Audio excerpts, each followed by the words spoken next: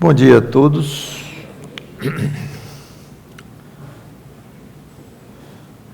Hoje vai ser mais uma aula do que propriamente uma pregação, vai ser uma exposição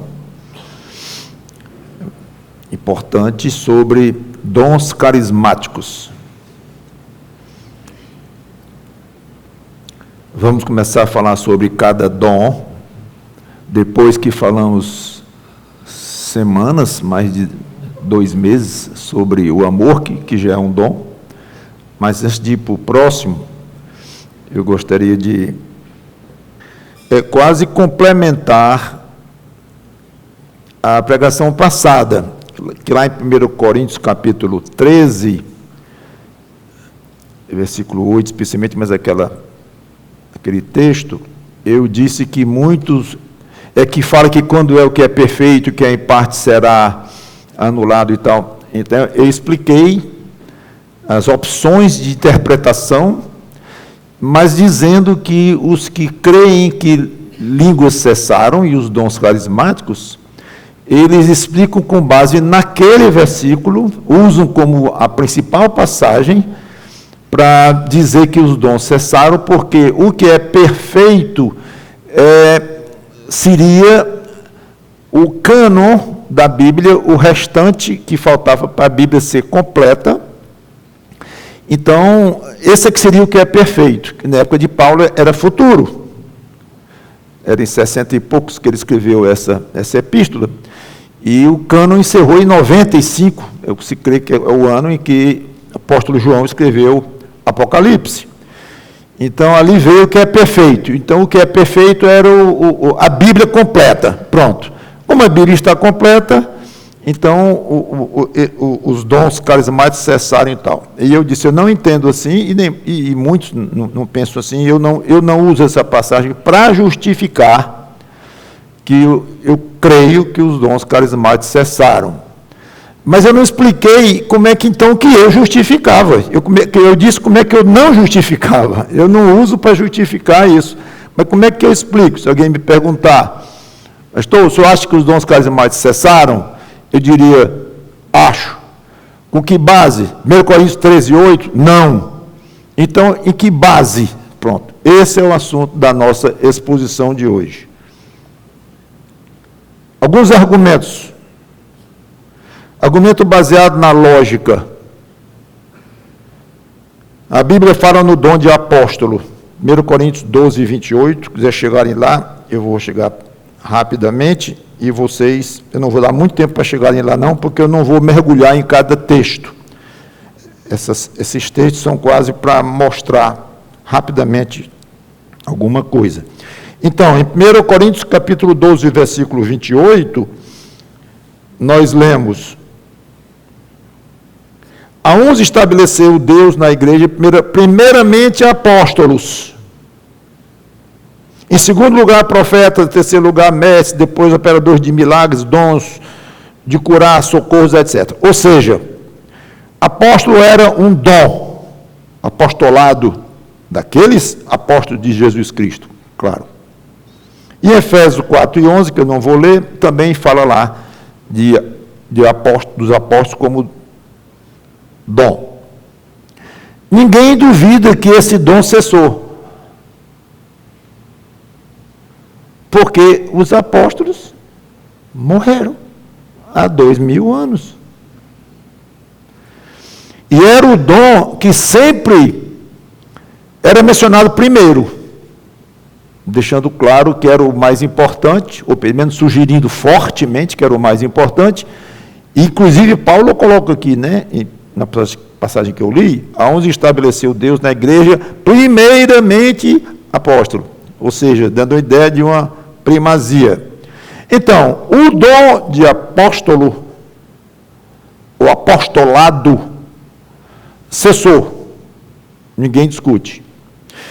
Se um dom cessou, ele abriu espaço para a possibilidade de um segundo. Ou um terceiro? Não sabemos. Mas se um cessou, entrou aí numa categoria de dom que cessou. Então, pode ter outros?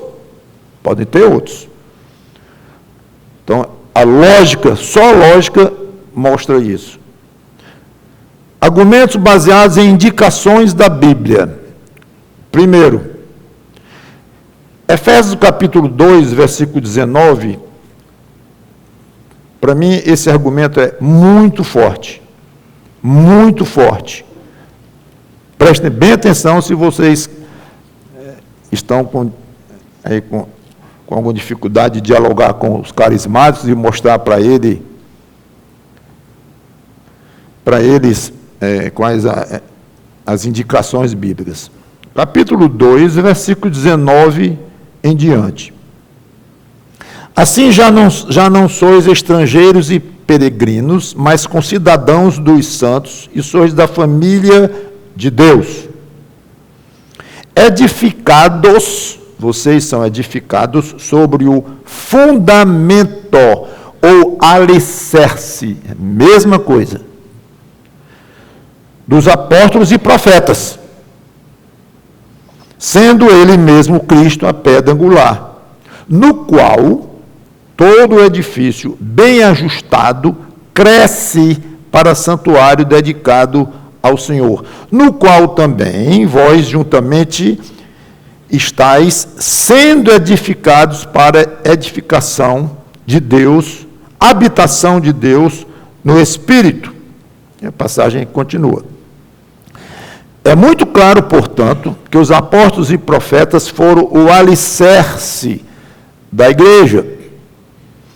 O alicerce é lançado antes de se fazer a superestrutura. Superestrutura é conhecida na construção, na engenharia, como a parte que fica acima do alicerce.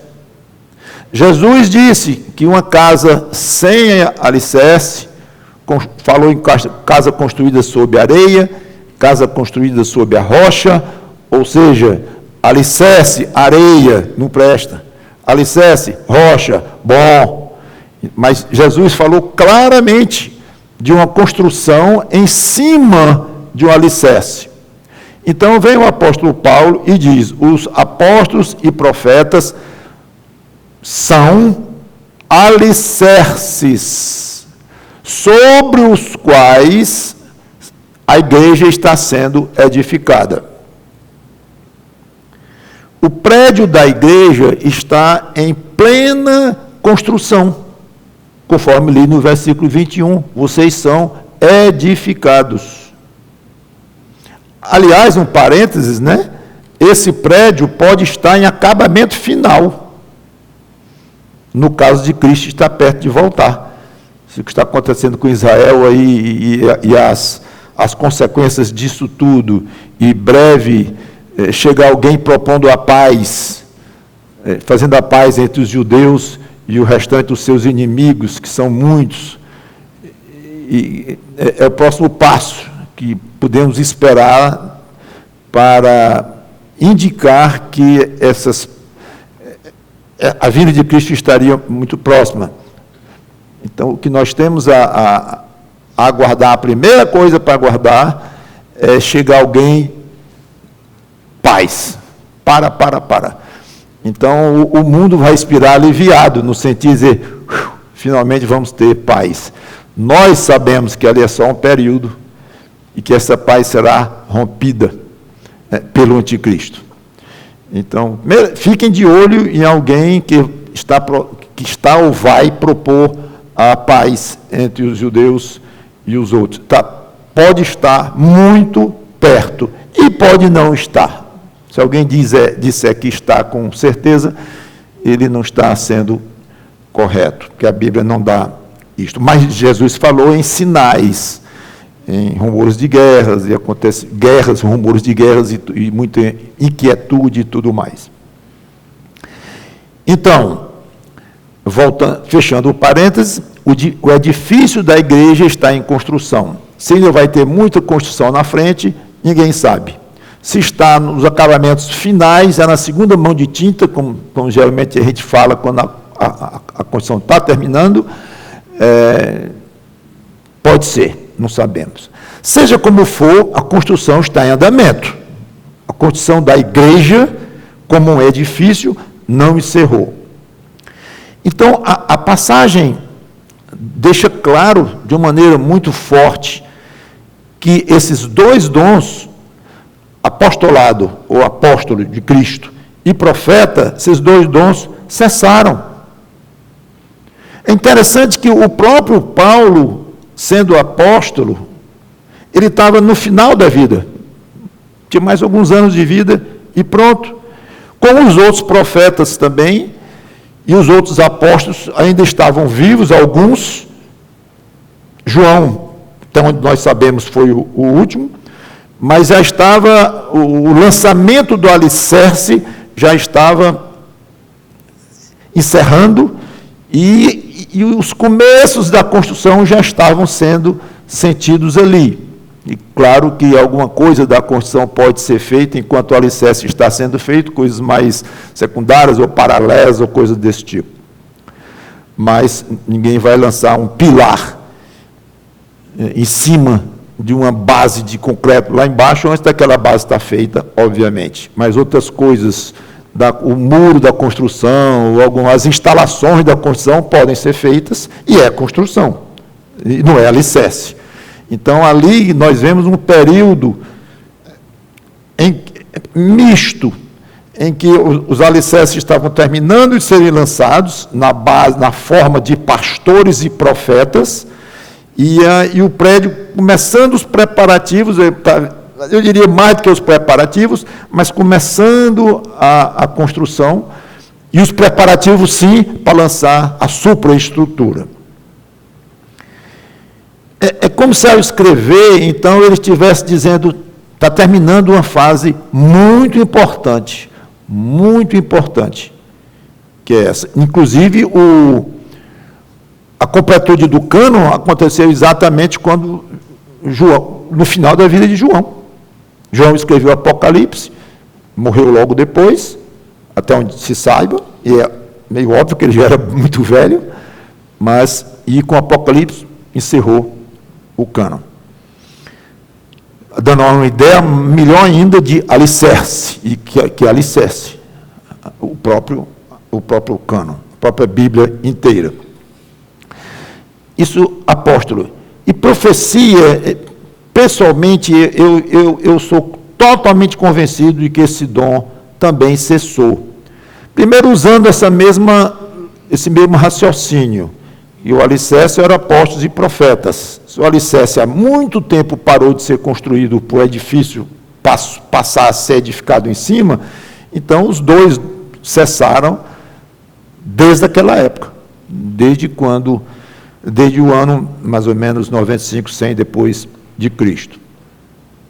Alguns acham que quando chega o pregador e abre uma passagem em Isaías, abre uma previsão profética, bíblica, e prega sobre aquilo, Cristo vai voltar. Ele afirma e abre várias passagens que provam isso tudo, que aquela pessoa, aquele pregador ou aquele professor, ele está sendo um profeta, porque ele está falando de uma profecia. Pessoalmente, eu não concordo, nunca achei forte essa argumentação, porque se eu estou lendo uma bela poesia, eu não sou poeta. Não quer dizer, então, que qualquer pessoa que lê uma profecia, estuda a profecia feita pelo profeta original, estuda, se prepara e prega sobre ela, prega até de maneira mais bela, talvez, do que o próprio profeta expôs lá, um grande orador e pregador, mas isso não faz dele um profeta. A profecia era bem identificada no tempo de Paulo ainda, e havia o dom de profetas na época de Paulo, e ele disse, aqui em 1 Coríntios 14, ele falou da possibilidade, ou no versículo do 14, do 1 em diante, ele fala muito do dom de profecia. Segui o amor e procurai com zelo os dons espirituais, mas principalmente que profetizeis. Estava valendo. Pois quem fala em outra língua, estava valendo línguas. Não fala a homens, senão a Deus, visto que ninguém o entende, e Espírito fala em mistério e tal. Eu não vou explicar isso aqui agora, não é o propósito. Mas, o que profetiza, fala aos homens. Ele identifica bem, edificando, exortando e consolando. 3 atividades do profeta na época dele. O que fala em outra língua, aí ele compara, inclusive, diminui o dom de língua, quando comparado com o dom da profecia. Mas o que profetiza, edifica a igreja.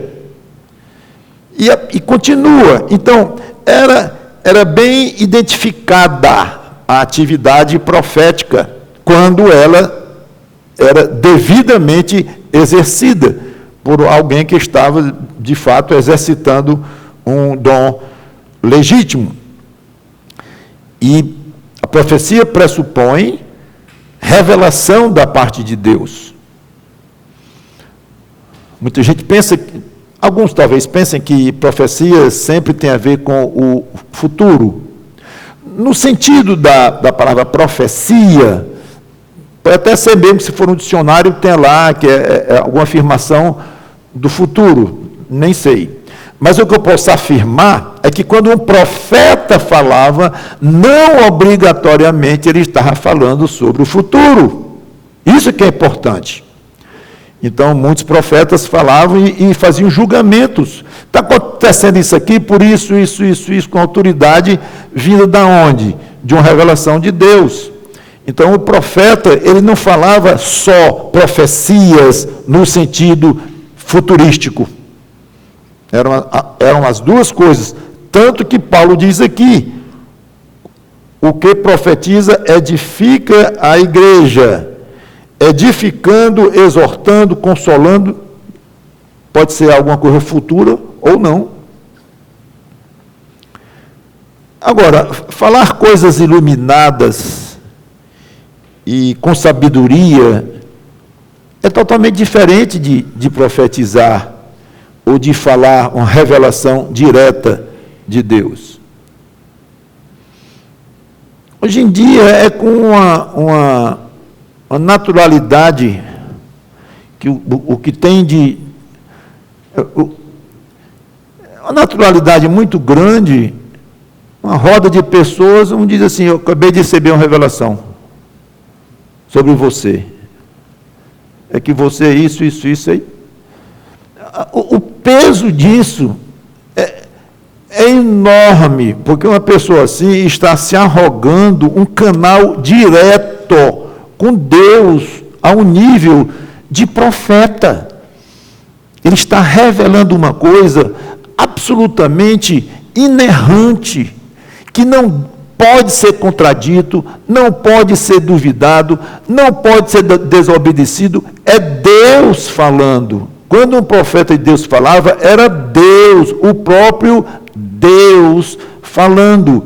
Só que ele se utilizava das características pessoais daquela pessoa pela qual estava falando, profeta ou profetiza, que na Bíblia tem também. Mas Deus se utilizava da voz, da corda vocal, da maneira da pessoa raciocinar, da maneira da pessoa se expressar. Então não é que era como alguém hoje que a gente chama de um espírito, alguém que está possesso por um espírito, né, e fala outra voz, imita até a voz do morto, ou coisa desse tipo.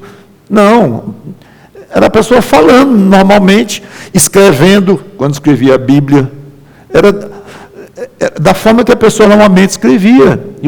Os peritos em língua hebraica, língua grega, eles notam. Você vê um livro muito profundo, o autor lá diz, você nota claramente que o estilo de Paulo aqui é totalmente diferente do estilo de Tiago. Eu não noto, porque eu não sou profundo em grego, por exemplo, mas João, de uma maneira totalmente diferente. A gente pode perceber alguma coisa mesmo no português, uma maneira de falar, claro, que a gente nota, mas não de uma maneira tão profunda. Então, Deus usava a personalidade da pessoa para se revelar. Esse era o profeta. Então, mas talvez por achar que a pessoa não estava assim com os olhos regalados, ou numa expressão de êxtase, ou mudando de voz, como eu já comentei, não é uma coisa impressionante, mas a pessoa simplesmente falava, talvez não, assim eu também falo. Né? Então, eu não sei o motivo que leva alguém, ou as forças que estão por trás de alguém que diz com toda tranquilidade, eu recebi uma revelação de Deus sobre você, e fala assim, e muitas coisas sobre o futuro. O pior, quando a coisa dessa acontece, ou parecido, pronto, ali acabou. Ali está estabelecido mesmo. Que isso é muito conhecido até no mundo secular. Pessoa que começa a dizer muita coisa do futuro, ainda mais muito vagas, como os horóscopos, é muito vago. Então, muita coisa ali vai acontecer. Alguém vai falar o seu coração, você vai ter uma dificuldade. Oh, meu Deus, quem é que não tem dificuldade? Você vai ter uma alegria muito grande e tal. É totalmente diferente agora de um crente hoje que é iluminado pelo Espírito Santo. Qualquer um de nós pode ser, e aliás deve buscar isso, e Deus dá liberalmente, com sabedoria, uma sabedoria vinda do estudo da Bíblia, vindo de oração, vindo de meditação. Quando um homem ou uma mulher de Deus se pronuncia, e não estou falando nem em púlpito obrigatoriamente, mas até em conversas, em reuniões e tudo, você vê, nota que alguém está falando com uma certa autoridade de conhecimento e de vida. Mas isso não pode ser misturado, confundido com uma profecia. É completamente diferente. Se alguém disser que está tendo uma revelação de Deus sobre a igreja, ou sobre você, sobre a cidade, ou sobre o mundo, coisa assim, não creia. Não creia. Agora, por que ela faz isso? É um falso profeta ou profetiza? É o diabo que tomou conta dele ou dela? É isso, aquilo? Isso é uma outra questão. Né? E muito complexa, por sinal. É uma outra questão muito complexa e delicada. Explicar isto. Mas você não precisa explicar o fenômeno para dizer, eu não acredito. Eu não acredito. Não, mas ontem eu vi um carneiro voando. Você viu um carneiro voando? Vi. Com certeza. Eu não acredito. Por que você não acredita? Porque carneiro não voa. Jumento também não fala. Começou, né? Notou? Começou. Jumento também não fala. E se eu não me engano, a minha Bíblia diz que uma jumenta falou. Então, por que carneiro não pode voar? Se eu sou servo do mesmo Deus. Pronto, aí você senta ali, tira um bom tempo e passa a manhã todinha discutindo água. Como diz Paulo, não vão discutir essas coisas, não vão. Amigo, eu não acredito que você viu um carneiro voando. Eu não acredito que você está profetizando que eu vou ser alvo disso ou daquilo, que eu vou ser um pastor, que eu vou me converter sendo um não crente, que você acabou de dizer que recebeu uma revelação de Deus. Eu não acredito. Não creio. Agora, por quê? Posso até lhe explicar, mas noutra oportunidade, vou preparar alguma coisa para lhe mostrar, você lê um certo livro e tal. É outra coisa. E muitas vezes acontece do crente, ele não quer dar a ideia que não sabe, argumentar direito e tudo, e ele acha que tem que justificar o fato dele não crer, e ele aí se dá mal. Porque você não crê por quê? Porque você é satânico. Não é uma boa resposta. Você está chamando o outro aí de demoniado, ou no mínimo está sendo altamente influenciado por um demônio, que pode estar e pode não estar. Então, não é obrigatório que ele esteja influenciado por um demônio, não. Não. Pode ser. Muitas outras coisas podem servir de explicação. Então, às vezes você quer esnobar, mostrando que sabe e que é melhor do que ele, conhece a Bíblia e puf, diz uma dessas. Não faça isso. É melhor dizer, eu não creio. E se quiser saber por quê, a gente conversa, eu boto você para conversar com alguém que possa explicar melhor e tudo. Mas eu creio que seja muito importante o crente se definir e dizer, oh, desculpe aí, não leve a mal não, mas eu não acredito nisso não, sem ofensa. Um outro argumento, esse não precisa explicar mais, porque está lá no nosso texto da semana passada, 1 Coríntios 13, 8 a 11.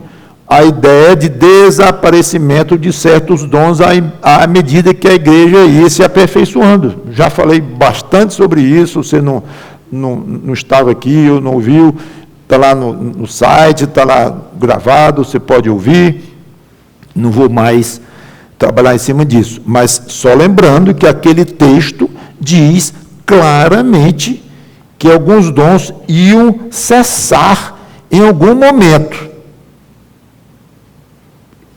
Esse algum momento foi claramente discutido ali. Que momento é este que esses dons irão cessar e tal?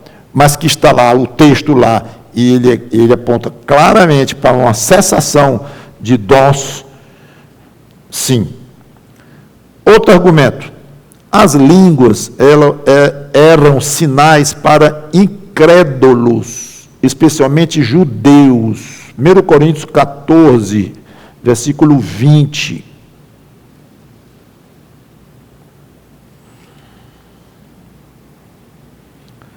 Coríntios 14, versículo 20.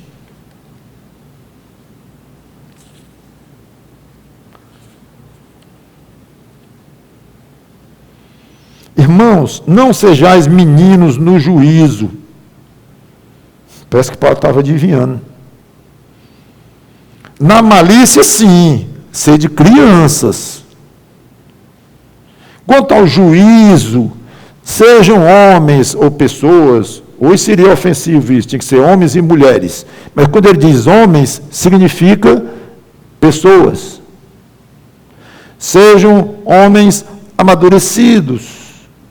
Na lei está escrito, falarei a este povo por homens de outras línguas e por lábios de outros povos, e nem assim me ouvirão, diz o Senhor. Paulo está explicando na raiz o significado de Deus colocar alguns crentes para falarem em línguas na época. De sorte que as línguas constituem um sinal não para os crentes. Agora, deve ser pouco pregado em muitos meios essa passagem aqui. Imagina, eu não sei porque eu não frequento lá. Não para os crentes, mas um sinal para os incrédulos. Mas a profecia não é para os incrédulos, e sim para os que creem. A profecia é para edificação, então. Aqueles que já são crentes. Línguas, não. Se, pois, toda a igreja se reunir no mesmo lugar e todos se puserem a falar em outras línguas, no caso de entrarem indoutos, ou pessoas não cultas, ou incrédulos, não dirão, porventura, que estáis loucos? Paulo aqui, pois, foi profeta.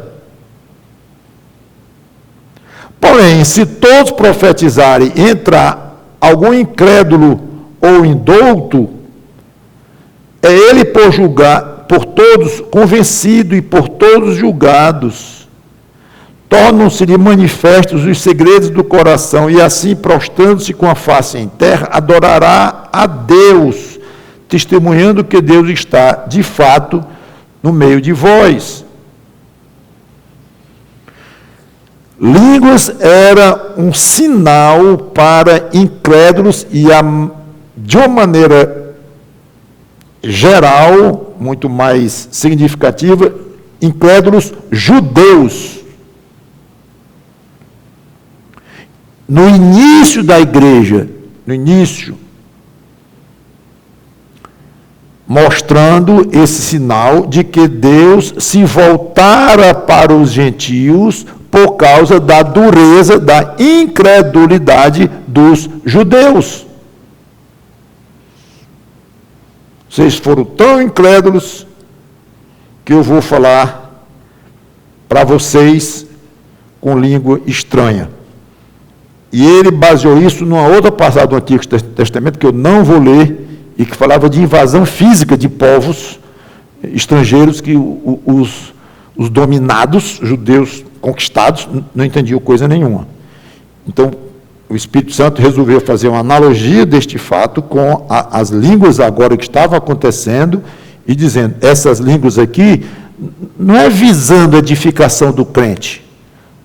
Podia até edificar em alguns momentos, quando havia interpretação e tal. Paulo admitiu assim, como uma coisa altamente secundária.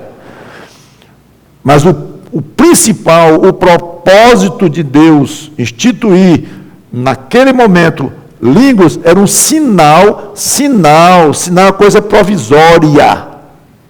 Não tem sentido dizer que usar a ideia de sinal como uma coisa definitiva. Então, naquele início de igreja, Deus estava usando línguas entre o povo de Deus, nos crentes, querendo atingir ou alcançar incrédulos, especialmente judeus. Então, qual o sentido desse sinal hoje, 2000 anos depois que a igreja existe, foi fundada? Um sinal é algo altamente provisório. Eu tenho mais argumentos e quero encerrar aqui. Eu vou dividir então essa palestra, essa pregação, essa aula em duas, ok? Então vamos encerrar aqui. Já estou com o tempo que eu gosto de investir nessas pregações de manhã. E espero que vocês leiam, estudem um pouco isto, conversem. Eu tenho ouvido conversas atuais, bem atuais, desse tipo de manifestação, ainda muito comum entre nós. Na minha época, na época da minha conversão, estava era algo muito importante. E o que eu gastei, investi de tempo para estudar isto, podia ter lido tanta coisa bonita de tantos crentes aí, tanta teologia, aí tive que dedicar muito tempo a essa questão, para poder explicar, para poder pregar, e a massa de pessoas, pastor, isso aqui, antes eu ser pastor, muito antes, eu passei 10 anos para ser pastor, muito antes, isso aqui, como é isso aqui, e línguas e tal, por que a gente não fala? É porque nós somos crentes de segunda categoria, A ideia era esta, crentes frios, coisa assim, era a ideia. Então, tinha que saber argumentar. E não sei se houve uma onda que isso ficou mais calmo e está voltando de novo, não sei, não tenho estudado isso com profundidade, mas é fato que igrejas que estão altamente comentadas na cidade e tudo, parece que todas as igrejas desapareceram. E quando se fala em alguém, um amigo de alguém, um parente de alguém que está frequentando a igreja, de evangélico e tal, vai ter 2, 3 nomes, 4 para falar, e como se as outras tivessem sumido, é uma coisa impressionante, e abertamente dons carismáticos sendo professados de todo jeito, e junto com muitos outros acessórios que não estão afinados com as Escrituras. Então, é bom vocês estarem, isso faz parte de um crente maduro, conhecer essas coisas, saber, e não vir com um argumento na ponta da língua, uma ideiazinha feita ali, que aprendeu de uma pregação, é por isso, não é bom, ok? Sejam maduros e estudem, e para a glória de Deus isso, e vamos utilizar os dons que achamos que o Espírito Santo ainda concede hoje, e os que ele não concede, vamos deixar aqui, não para nós praticarmos de uma maneira não bíblica, seja lá porque fonte seja, qual é a fonte disto tudo, que eu vou comentar um pouco depois sobre essas fontes. Mas, Espírito Santo, não. Vamos orar. Obrigado, Senhor Deus, pela Tua palavra, que o Teu Espírito Santo nos ajude a entender estas coisas e não sermos gulosos em praticarmos dons visíveis, empolgantes, espetaculares. Deve ser uma sensação forte estar numa reunião entre jovens ou colegas e olhar para o dizer, eu tenho uma profecia sobre você, recebi uma visão sobre você, deve dar um ar assim importante, uma sensação espiritual grande, mas enganosa, infelizmente. Que nós nos concentremos nos verdadeiros dons para servirmos a igreja, sabendo que dom não significa edificação, e procurando o fruto do Espírito, esse sim, que aponta diretamente para a edificação. Alegria, paz, longanimidade, amor e os outros. Em nome do Senhor Jesus Cristo, te pedimos e agradecemos por isto. Amém.